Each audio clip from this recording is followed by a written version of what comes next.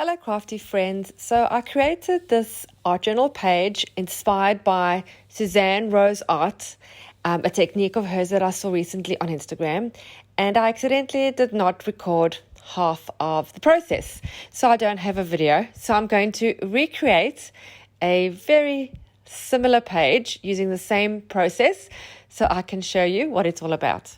So I want to work on a white background. So I found a white page in my art journal and I'm going to add a white page on the opposite side, just a piece of white cardstock, roughly the same size, that I'm attaching with a glue stick onto the page. Now you'll need a stencil for this, any kind of stencil, and some Brushos. These are watercolor powders. You can also get them in the Color Burst range by Ken Oliver. They are a little pricey, but they are really great to have in your art stash. We're then going to spray with water, and then taking the other page or a separate art page, we're going to press it over the stencil, and then you'll get like a positive and negative on either side.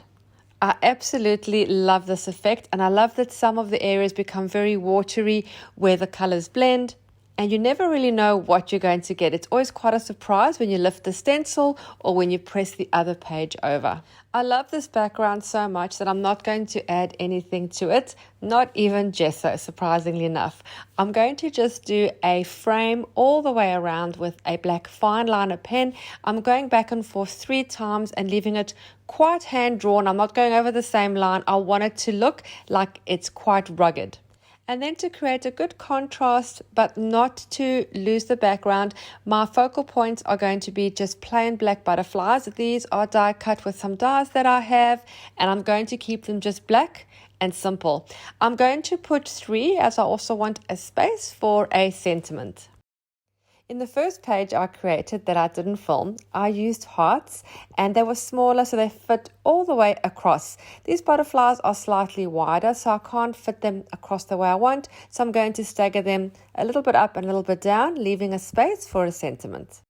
I'm attaching these with a glue stick, being very careful when I apply so I don't tear the fragile little bits in between the die cut.